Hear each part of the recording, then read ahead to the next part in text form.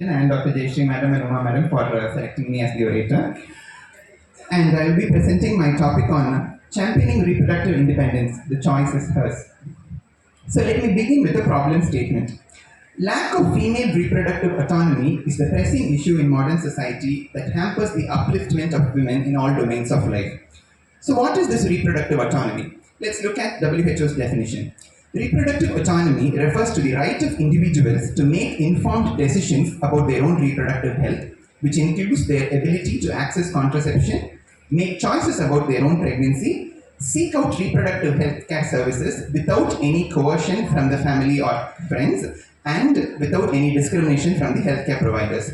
This is deeply rooted in the belief that everyone should have control over their own bodies and reproductive choices, and it is linked very closely to the broader discussions of reproductive rights and justice across different cultural and political perspectives. So what is the need for this study? We live in the state of Tamil Nadu, which is the pioneer in many different domains, especially in women empowerment. A lot of indices show that our state is a really good state to live in our country. Tamil Nadu, as you all know, is the most urbanized state. We have one of the least maternal mortality rates in the country. We have achieved 99% of institutional delivery. Our women live longer than the Indian average. We have achieved near 100% in gender parity over education.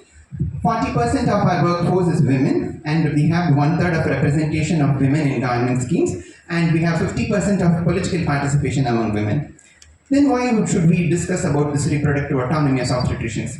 Still, there are a lot of indicators which are dismally low despite the rampant talks about female empowerment. 44% of our women report that they are subjected to intimate partner violence, and our total fertility rate is decreasing to very dangerous levels. Although majority of the urban places have reasonably good sex ratio, there are certain pockets which have very dangerously declining sex ratio at birth.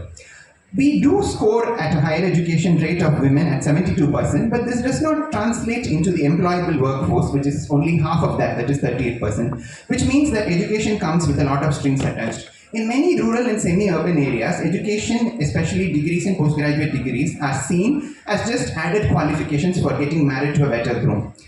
Despite having so many achievements to our credit, our happiness index is low and we rank only in the 6th place of the state. Female suicide is very high. We rank the first in our country, and common mental illnesses is also very high in our state. So let us discuss about this reproductive autonomy. So we wanted to do a literature survey sweeping over PubMed, Embase and Scopus. We gleaned over 5,700 articles, out of which only 34 from India and only 4 were from South India. There is a paucity of literature on reproductive autonomy from rural Tamil Nadu. So we decided and went along with the aim of assessing the existing levels of reproductive autonomy and to brainstorm strategies to improve it at the community level. So we went ahead with the mixed methods prospective study at Government Gajaraj Hospital, Chidambaram for a period of 6 months. The study tool which we used was Ushma's reproductive autonomy scale, which was suitably translated into Tamil. We recruited 350 participants from 3 different groups. 150 were pregnant women, 150 were non-pregnant women who had come to the hospital for other ailments, and 50 were obstetricians practicing in and around the district of Kannur. Speaking about the tool which we used to collect the data, the Ushma's reproductive autonomy scale has 14 questions which were divided into 3 domains. One speaks about decision-making capacity of the woman. Second speaks about the coercion the woman experiences in her life. And third, about the ability to freely communicate with her intimate partner and to the immediate family. This happens to be the only study tool which is validated for its psychometric properties, and it is available in 4 languages but not in Tamil. So we were tasked with the process of validating and translating the questionnaire into Tamil. The process is statistically laborious, so I am not going into the detail of it. At the outset, I would say that we went through the face validity, content validity, construct validity, and concurrent validity of the questionnaire which was translated, and it was found to be satisfactory. The readability of the questionnaire was also fairly easy to read, which was at the level of 5th graders, and the reliability testing was done, which was also found to be statistically significant. So moving on to the results of this questionnaire that we had circulated, as you can see from the graph, decision-making index was suboptimal in most of the women who had participated in the study. Obstetricians, however, felt that they had a better decision-making capacity, ranking significantly higher than that of the general population. Moving on to the coercion subscale, Most of the women opined that they had experienced some form of coercion from their intimate partners. Nearly half of the obstetricians felt that their partner could overrule their contraceptive choice, and nearly all of them, 91% of obstetricians, felt that their partners messed up contraception. Among the basket of contraceptives available, the man has only one, which is relatively easy and simple to use, and somehow he still manages to gloriously mess up that. We still have to teach our boys to behave properly. Moving on to the communication subscale, despite the buzz about discussions of sexual health, sex life discussion even among intimate partners is still viewed as a taboo in rural public sector. Coercion to sex, or more crudely defined as marital rape, still exists to a very significant level and has to be looked into. Only 1/3 of the obstetricians felt that they had supportive partners, and this was significantly lesser than that of the general public. We should still look into that as to why it is so. Surprisingly, only 1/3 of them were able to decide on their own unintended pregnancy. Despite being experts on pregnancy, childbirth, and delivery, they themselves had little say on what to do with their unintended pregnancy, and it was mostly decided by their spouses and immediate family. So far we had looked at the quantitative data collection of the study. So quantitative data gives us a lot of statistics, the p-values, tests of significance, and much more, but very rarely does it give solutions. Solutions require a qualitative approach. So for the brainstorming, we switched over to a qualitative analysis. This qualitative approach helps to capture personal and cultural context. It provides insights into barriers and facilitators. It highlights diverse voices and the lived experiences of the women. It reveals the imbalance between the spousal power dynamics and structural inequalities in the family system. And it also gives an idea about the culturally sensitive interventions which can actually be possible and changes that can be undertaken in the policies at the higher level.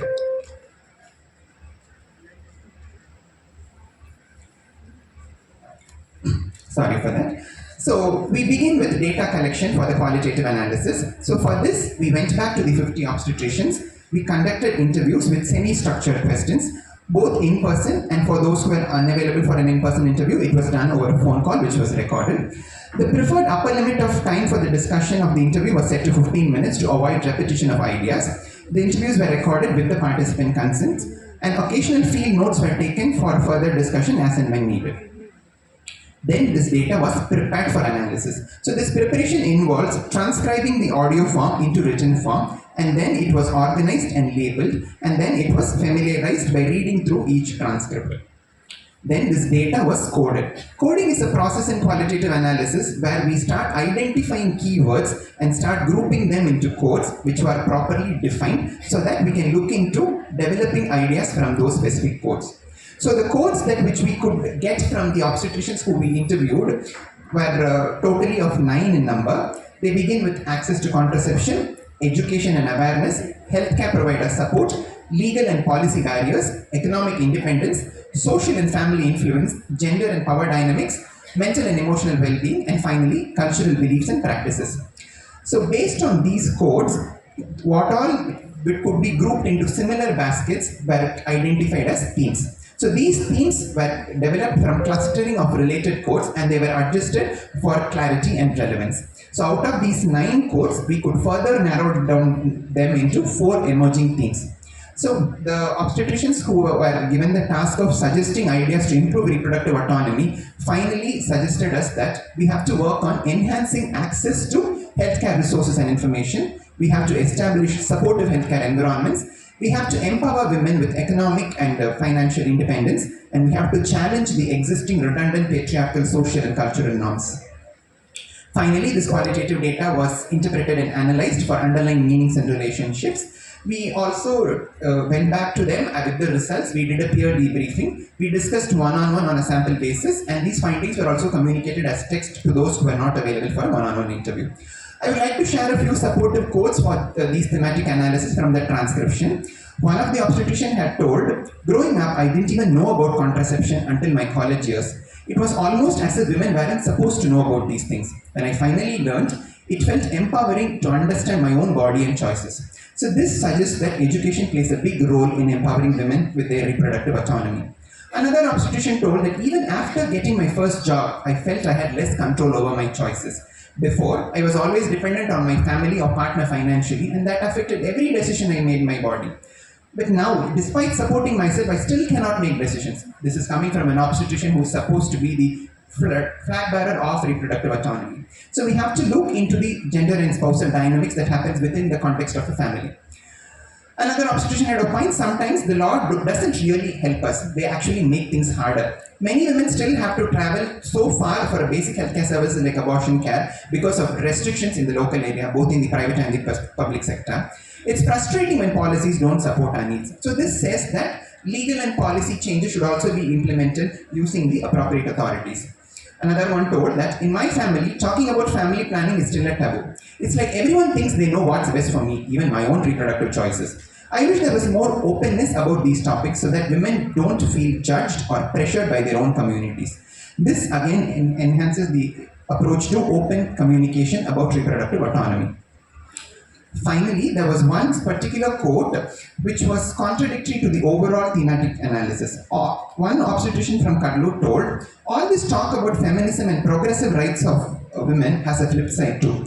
Men have stopped being chivalrous. They don't hold doors open, seldom do they offer their seats or pay bills anymore. So there is increased caution in everyday interactions due to misrepresentation of feminist goals. So we should always take this with a pinch of salt, involving men too in reproductive autonomy and rights for women. So based on these thematic ideas which were generated, the following recommendations were arrived at. So we have to strive as obstetricians to provide comprehensive, unbiased information about reproductive rights of women. We have to encourage to make informed consent and enable them to make a shared decision process involving the spouse and the immediate family. We have to respect their reproductive choices without any judgment, and we should always aspire to be impartial. We should never impose our personal beliefs and opinions on their judgments. We should strive to promote access to a full range of reproductive services and offer them proper referral linkages. We should always support confidentiality and privacy. So the strengths of this study are, it was a pilot study conducted for the first time in a rural public sector of a resource-limited setting. There was no attrition in the study. All 350 participants had completed the survey fully. Women were eager to have their voices heard. And we had used a validated study tool, which was again subsequently translated to Tamil, which was again subsequently validated. So the psychometric properties of the questionnaire stands the test of significance. This conclusion from the results and the recommendations that we have tried to put forth will provide the framework for future research. Like any study, mine is also not without its limitations. Being a cross-sectional questionnaire-based study, there is a possibility of survey fatigue because of the laboriousness of filling the form. There is a selection bias because the population from which I had selected the patients includes only class 3, 4 and 5 socioeconomic people. The uppermost two socioeconomic strata or the elite women were excluded from the study because of the lack of availability. And this is not a community-based study, it was mostly hospital-based study which used a convenience sampling. So there might be a threat to extrapolating the findings to the general public at large, thereby jeopardizing the external validity.